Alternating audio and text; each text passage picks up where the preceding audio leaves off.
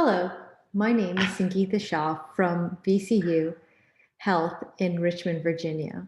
I am excited to be here with you today to discuss pregnancy and imaging. Today, we're going to talk about the hemodynamics of pregnancy, share with you the WHO classification of pregnancy, and then discuss specific patient groups. What I'm going to do during this presentation is incorporate imaging of some congenital heart diseases so that we can expand upon the last lecture of vocabulary about congenital heart disease and put it in the context of pregnancy. So many of you know during pregnancy, we have a significant change in hemodynamics. We have a decrease in systemic vascular resistance with lower afterload present. Between the first trimester and the third trimester, we have about a 40% increase in cardiac output, about a 30% increase in blood volume, about a 15% increase in heart rate, and about a 10% increase in stroke volume. This is important to understand, and it's important to also understand that it takes about 6 months postpartum for those to come back down to baseline, which is important when we're treating patients in this population, as well as performing their cardiovascular imaging. The article that I reference at the bottom was recently done, and it was a beautiful article that they did in pregnant women and measured flow during pregnancy by cardiac MRI. And what they showed is that in the supine position, normal females, the IVC flow reduction was by 85%. Flow did get back to the heart, but mostly through the azygos. In the supine position, the cardiac output decreased by 16%. So now when we look at this in a graph-like form that was originally published in 1994, is in the supine position, the heart rate is higher than in the lateral position. The stroke volume is higher in the lateral position compared to the supine position. In supine position, you have a significant decrease in stroke volume, as you see here. And as you would expect, the cardiac output increases in the lateral position and decreases in the supine position. The reason that I'm showing you this is because it's very important when you're imaging a pregnant lady and you may be imaging, your sonographer may be imaging on her back, their IVC will be small. You change them to the left lateral and all of a sudden you can see the IVC. So remember, it's important to know that and to discuss that with your sonographers when imaging. By echocardiography, it's important to remember what's not changed during pregnancy. Your overall EF doesn't change and your pulmonary artery pressures don't change. Remember, we talked about the vascular resistance, whether it's systemic or pulmonary vascular resistance does decrease during pregnancy. The echo parameters that do change are on the left of the screen, and this is ventricular dimensions, the wall thickness, the mass, the myocardial strain, left atrial volume, stroke volume, as we've discussed in the previous slides, mitral inflow, and then important to note, aortic root diameter, which will come up again in our later discussions. Heart disease is a major cause of maternal death during pregnancy. That's why people discuss it, and that's why we need specialists to help with the care of these patients. Why? First of all, there's increasing age of the first pregnancy. Second of all, we have increasing prevalence of cardiovascular risk factors such as diabetes and hypertension in pregnancy. And third of all, the adult congenital population is growing and is getting to reproductive age. This is a little bit of didactic with a little less imaging initially, but it's a good fundamental to understand when imaging patients that are pregnant, as well as if you're taking care of patients. So you can reference the 2018 European Guidelines for Management of Cardiovascular Disease.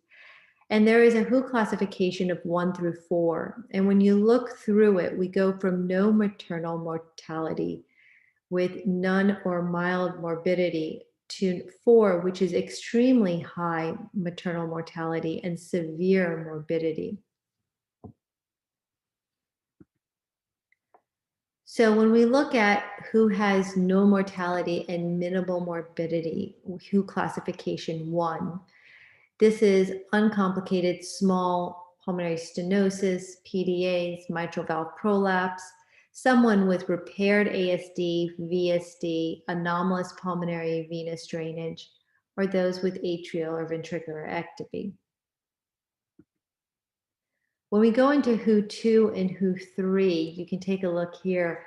I'm not going to read this all to you, but for us imagers, it's important to understand, WHO2 to 3 is mild LV dysfunction, an EF of 45%, between 45% and normal, someone with hypertrophic cardiomyopathy, Marfan's bicuspid aortic valves without significant aortic dilatation, repaired coarctation. In the WHO2, you see Turner's and tetralogy of Fallot, even those who have been repaired. WHO3 moves into where we have significant mortality and severe morbidity.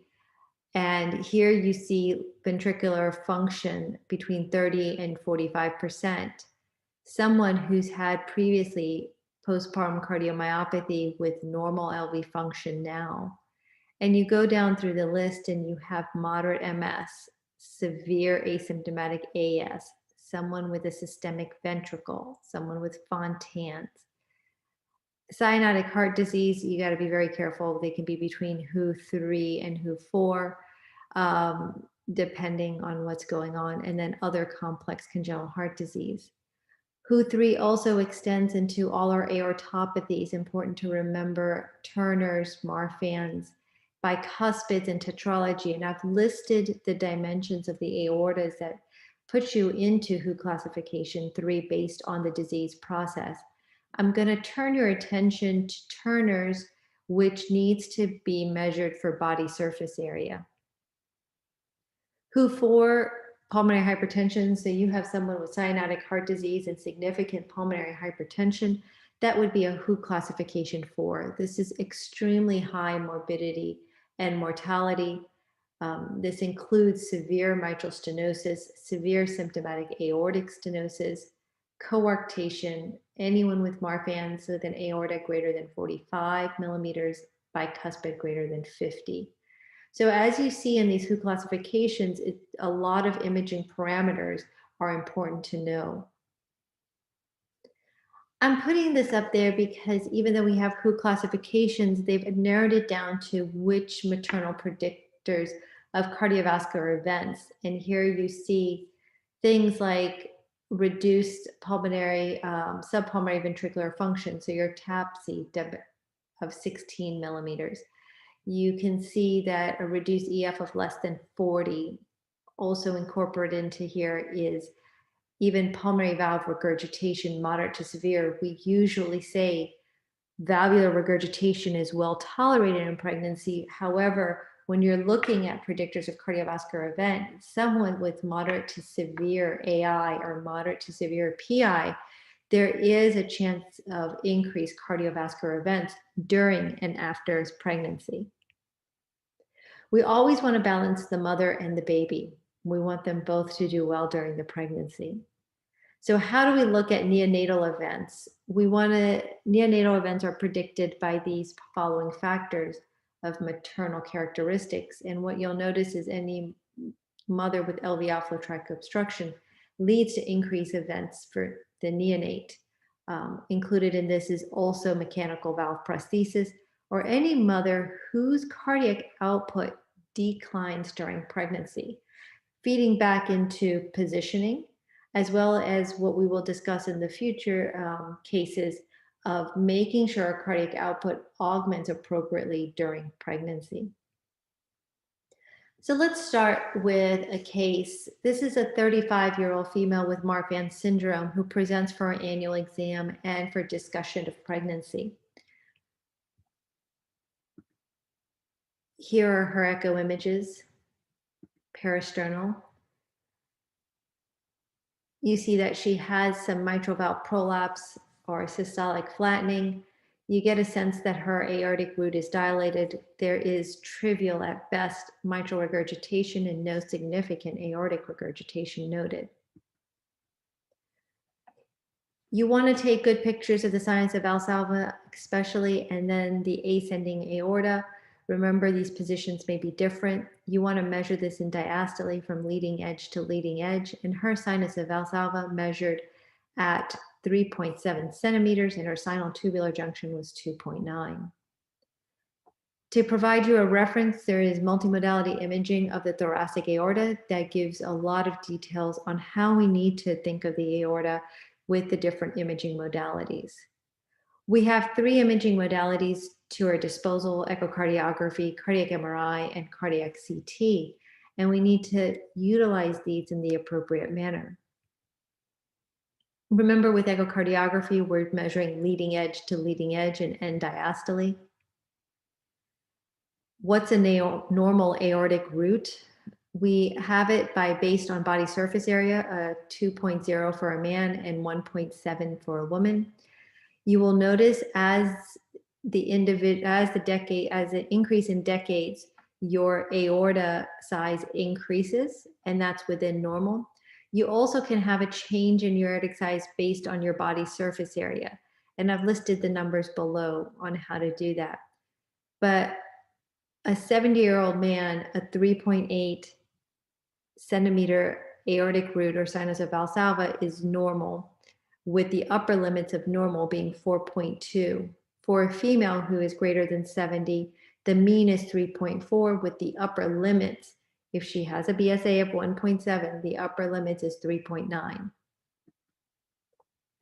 When you're measuring CT and MRI, very important for your interpreter to measure all these locations systematically. And what is referenced is that you want to measure at the aortic annulus, sinus of Valsalva, sinotubular junction, just before the brachiocephalic. Some pediatric cardiologists will measure between the head vessels, but then you also want to measure the descending arch around the isthmus and then the diaphragm, and then the abdominal aorta would be at suprarenally and infrarenal. When you are measuring, be systematic in the process and make sure your colleagues who interpret with you follow the exact same algorithm. When you're looking at CT or MRI, you're measuring inner edge to inner edge, which is a little bit different than echocardiography. You need to use multiplane reconstruction, and I will show you in the next slide what I mean by multiplane reconstruction and why it's important. What they are saying is the yellow line is from your sinus to your commissure. The guidelines, the multimodality guidelines, are recommending that you measure from sinus, the red line, sinus to sinus, sinus to sinus, sinus to sinus, and then to present an average. In my practice, I measure sinus to sinus, but list every single one of those measurements in my report, as in certain disease processes, such as Marfan's, you will get enlargement of one sinus without necessarily getting enlargement of another sinus. Multiplane reconstruction. It's important to have multiplane reconstruction and to measure. So what I'm explaining is the solid black line is not where you want to measure. You want to measure at the dotted black line, because that is it is parallel to, it is perpendicular to the aorta, and that's where you want to measure. So the dotted line would be multiplane reconstruction. We usually have to look at the images on 3 planes, axial, sagittal, and coronal, to correctly position our plane on these imagings. So this is an example of how we do it, and these images aren't as crisp as I would like, but serves as an example. And here on MRI, you would angle with the blue line appropriately so that if you were to measure in the blue box, you are exactly perpendicular. And here we measured the sinuses at 3.6, 3.1, and 3.8 centimeters. And then you measure the ascending aorta and you go through all the steps of the various levels what we discussed. Marfan's, this patient is a Marfan's, and the Marfan's webpage at marfans.org has this wonderful Z-score calculation where you can put the patient's height, weight, age, and there's one for adults as well as children, and then calculate their Z-score, which is helpful in not only following the patient, but also for prognosis. I want to introduce you to another concept that I looked into because I thought it was helpful to talk to patients. Is there something called an aortic ratio? And it's the comparison of what is measured to expected for age and body surface area. And it works for 18 to 40-year-olds, where the equation for what is predicted is the one that I list here. So if we were to use this as an example, in our patient, her aortic dimension by cardiac MRI, her sinus of Valsalva was 3.8. If I put her numbers in by predicted, she is 2.7 is her predicted aortic measurement. The ratio of that would be greater than 1.3. And when you look at their article, it was able to show that what is the rate without survival without dissection? And if your ratio is greater than 1.3, you can see you have a 20% risk of dissection in that inpatient individual.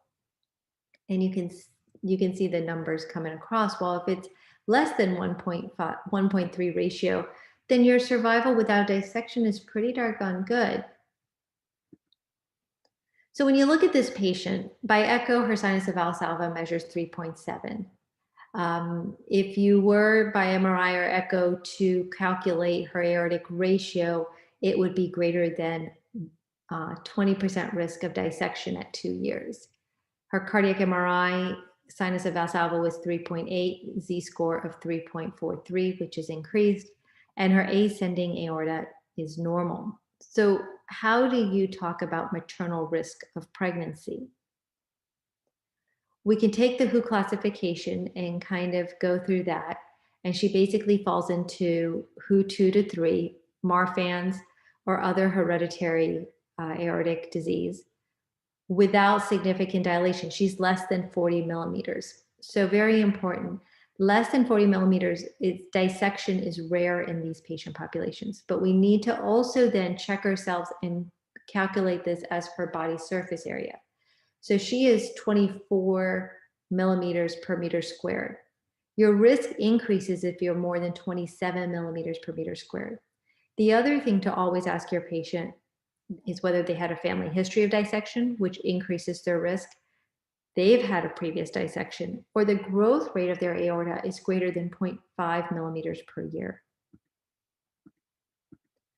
What about her neonate? The risk, her neonate's risk is low.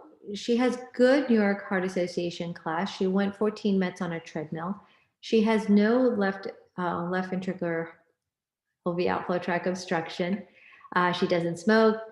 She's not planning multiple gestations. She's not on anticoagulations, and she does not have a mechanical valve prosthesis. What we do need to discuss with her is the risk of transmission is 50% to her baby, and there's a high risk of premature delivery. So based on her numbers, we followed her up with imaging. We discussed medications, lifestyle, and delivery, and long-term risk. We allow her to go through pregnancy. We did echocardiograms every probably 12 weeks for up to 6 months postpartum. Every trimester basically is what we did. The guidelines say you can do it every 4 to 12 weeks. As for delivery, the size of the aorta is very important. So if their aortic size is between 40 to 45 millimeters, then would recommend vaginal delivery. So in this individual at 3.8 centimeters, we would recommend vaginal delivery. And then if it's greater than 45 millimeters, we would recommend C-section. Remember also to counsel that the risk of dissection is highest in the third trimester and up to 6 months postpartum. And the most important thing is, and we'll discuss this again, is the aortic root dilates during pregnancy and it does not return to baseline. So patients will always ask, well, how much do you think my aorta will increase? I'm 3.8 now, what will I get to? And this was looked a few years ago with a wonderful study where they looked at the immediate and long-term impact of pregnancy on aortic growth rate and mortality in women with Marfan's. The great news is that there was maternal no dissections. There was, however, progressive aortic dilatation. Maximum of 5 millimeters during pregnancy, the average about 3 millimeters. So I do tell my pregnant lady that the average growth rate is about 3 millimeters. The neonate risk is of premature delivery, and that's important to recognize as we noted before. Hormonal changes of pregnancy dilate the aorta. She delivered by C-section at 25 weeks due to concerns for the baby. The baby did not have Marfan's syndrome. There were no complications noted peripartum or postpartum. Her aortic root size at 8 weeks after delivery went to 39 millimeters on echocardiography. So gives you an increase of 2 millimeters. When we're thinking of the aorta, I'm going to bring up Turner's briefly. It's 1 in 2,500 live-born girls. You will see this, or you will see some form of Turner's. The classic Turner's is 45XO. Remember to understand the karyotype if some patient comes in with Marfan's. I have had patients who turn out to be diagnosed with Marfan's as they're trying to get pregnant and have infertility issues. The congenital heart disease occurs in 23 to 50% of Turner's, and mostly it's bicuspid and coarctation. The risk of aneurysms and dissections is there. I have noted that it is most with patients who have bicuspid aortic valves or coarctation. It is important to measure the aorta based on body surface area and to measure the rate of progressive dilatation. The article that I'm referencing here at the bottom of this slide is important because they looked at all Turner pregnancies and they're starting to determine that the risk of dissection is actually low in patients with Turner's. So maternal risk is WHO3 for Turner's if their aortic size for body surface area is 20 to 25 millimeters per meter squared. The other way to look at this is the cumulative. If they have a aorta, which is 25 millimeters per meter squared, they have coarctation, then their risk may be higher, especially if they have a bicuspid aortic valve with that. I have again listed the other disease processes associated with aortopathies. We'll move on to another congenital anomaly with discussion of pregnancy, and this is a 28-year-old female with a double outlet right ventricle and D malpose great vessels. Let's narrow this down. We're talking about single ventricular physiology, who presents for pre-pregnancy counseling. So I'm going to point your eyes to the picture on the right first, and what I want you to notice is that the aorta is anterior in this individual compared to the PA. So this is the D malposed that we're talking about. Generally, in normal hearts, the PA is anterior to the aorta. So this is once again the aorta, ascending and descending. When we look here, we have a right ventricle, a large VSD, the left ventricle. We have the mitral valve and the tricuspid valve. And you basically have two atria, but there's an atrial septal defect there. So this heart is functioning as a single ventricle. This is the descending aorta, and this will be the Fontan that will show up in the next picture.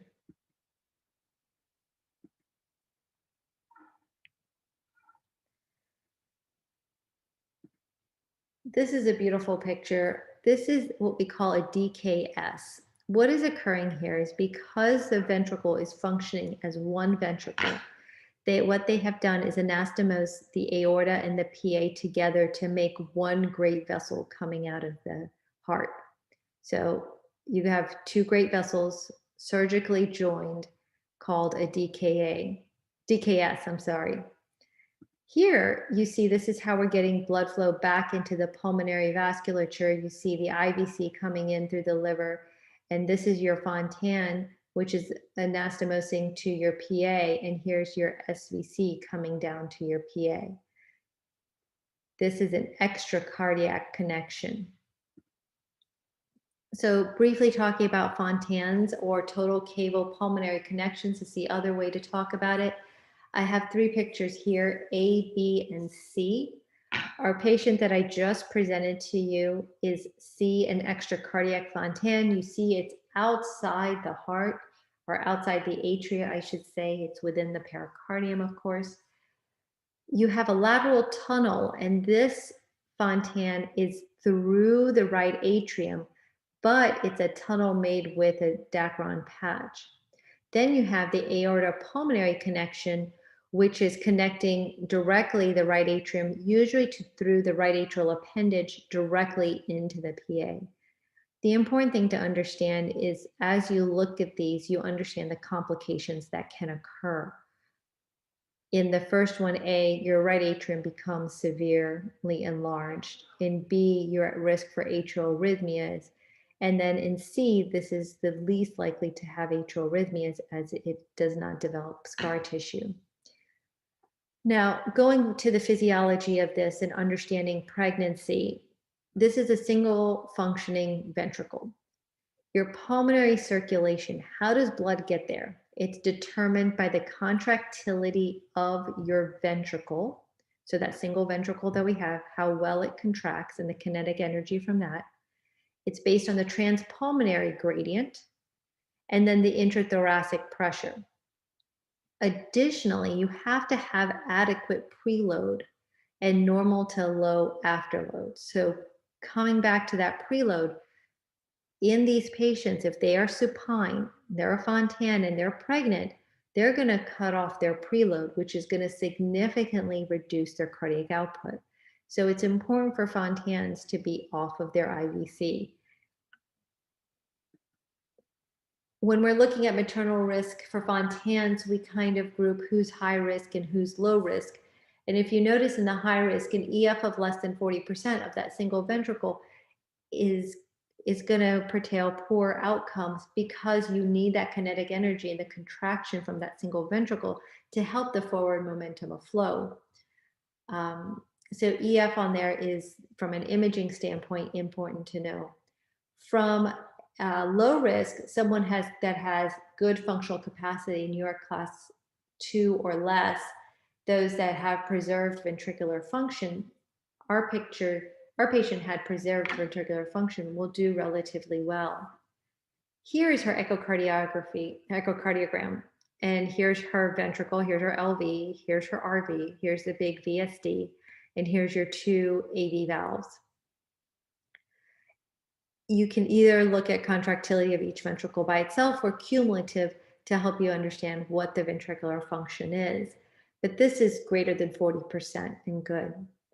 When you are looking at the Doppler through the AV valves, so this patient has, I guess you could call tricuspid regurgitation, which is important to recognize as systemic regurgitation.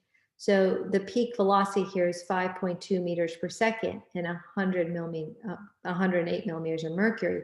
Remember, this is not a reflection of pulmonary artery pressures. It is a reflection of systemic pressures. Before pregnancy, if I were to take care of a Fontans, I put them on a CPET to see their functional capacity and quantitate it as best as I can. And what you see in this woman, this pre-pregnancy lady, she had great saturations. She did not desaturate during her CPET, and her peak VO2 was about 25, which this is a normogram that I use, and that is actually at the upper limit of what average Fontans do, female Fontans. So she has good functional class. So if I were to look at her from a WHO classification, she's a 3. Let's go to the right of the screen and basically I'd go through this systematically and say, okay, she is New York Heart Association class 1. Her ventricular function EF is greater than 40%. She has mild to moderate AV valve regurgitation, and then her saturations are greater than 94%. She does not have pulmonary hypertension. I knew that from a previous cath. It would be hard to determine by echocardiography on her what her PA pressures are. When looking at the mother obstetric and neonatal risk, going back to the left of the screen, she is at risk for arrhythmias, heart failure, and thromboembolic events. So these need to be monitored. Pregnancy increases thromboembolic events. This adds to it. Increased prematurity for the neonate and growth retardation does occur as well. So when you are thinking of pregnancy, remember more women with heart disease are undergoing pregnancy. Use the WHO classification to help you kind of systematically go through the patient's risk pre and post pregnancy. It also reminds you what to quantitate as you perform the cardiovascular imaging. Use cardiovascular imaging pre-pregnancy to the best of your ability. Involve stress testing if possible to document functional class, especially if they have complex congenital heart disease. And then remember to explain to your patient that heart disease can be progressive during pregnancy and that to be monitored for at least 6 months after pregnancy. I appreciate your time. I hope this was worth it, and we'll take any questions. Thank you very much.